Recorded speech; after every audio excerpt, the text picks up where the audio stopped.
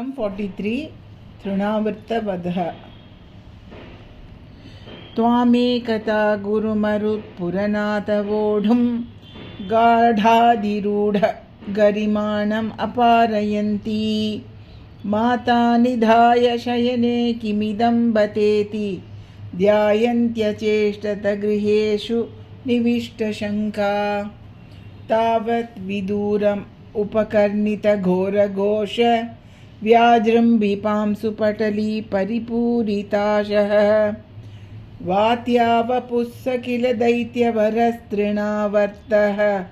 आख्यो जहार जनमानसहारिणं त्वाम् उद्दामपांसु तिमिराहत दृष्टिपाते द्रष्टुं किमप्यकुशले पशुपाललोके हा बालकस्य किमिति त्वदुपान्तमाप्ता माता भवन्तम् अविलोक्य वृषं रुरोद तावत् स दानववरोऽपि च दीनमूर्तिः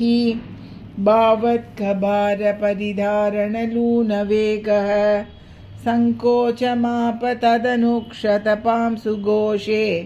घोषे व्यतायत भवज्जननी निनादः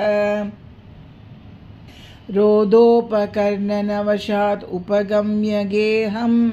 क्रन्दत्सु नन्दमुखगोपकुलेषु दीनः त्वां दानवस्त्वकिल मुक्तिकरं मुमुक्षुः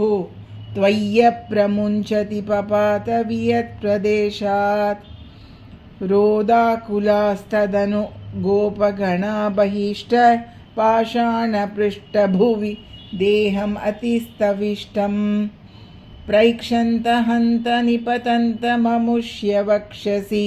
अक्षीणमेव च भवन्तमलं हसन्तम् ग्रावप्रपातपरिपिष्टगरिष्ठदेह भ्रष्टासु दुष्टदनुजोपरि दृष्टहासम् आज्ञानम् अम्बुजकरेण भवन्तमेत्य गोपाददुर्गिरिवरादिव नीलरत्नम् एकैकमाशु परिगृह्य निकामनन्दन्नन्दादि गोपपरिरब्ध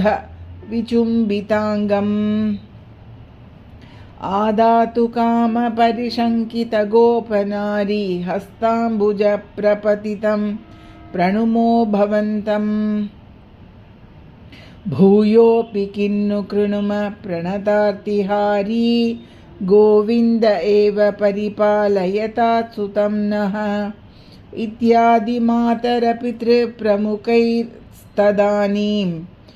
सम्प्रार्थितस्त्वदवनाय विभो त्वमेव वातात्मकं दनुजमेव मयि प्रदून्वन् वातोद्भवान् मम गदान् किमु नोदुनोषि किं वा करोमि पुनरप्यनिलालयेश निःशेषरोगशमनं मुहुरर्तये त्वां श्रीकृष्ण शरणं मम गोपिका जीवनस्मरणं गोविन्द गोविन्द।